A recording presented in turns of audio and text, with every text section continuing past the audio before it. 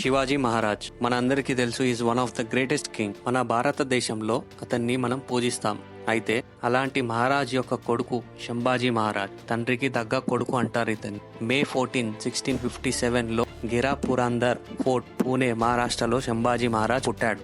ఇతను 16 years age నుంచి యుద్ధంలో పాల్గొనడం స్టార్ట్ చేశాడు. 9 ఇయర్స్ స్పాన్ లో అప్రాక్సిమేట్లీ 140 యుద్ధాలు చేశాడు. 140 యుద్ధాలలో 70 యుద్ధాలు మొఘల్స్ తో చేశాడు. అయితే ఏ ఒక్క యుద్ధంలో కూడా ఓడిపోలేదు. ఇతను చేసిన యుద్ధాలలో చాలా ముఖ్యమైన యుద్ధం బురాన్పూర్ బ్యాటిల్ 1681. బురాన్పూర్ అనేది మొఘల్స్ ఎంపైర్ కి చాలా ముఖ్యం. ఇది భారతదేశంలో నార్త్ అండ్ సౌత్ రీజియన్స్ ని కనెక్ట్ చేస్తుంది.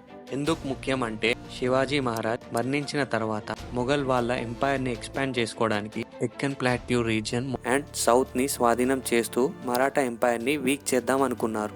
ఆ టైంలో మన సంభాజీ మహారాజ్ ఇంకా సేనాపతి హంబీర్ రావ్ మొహితే తో కలిసి బురాన్పూర్ మీద సైలెంట్ అటాక్ చేస్తారు.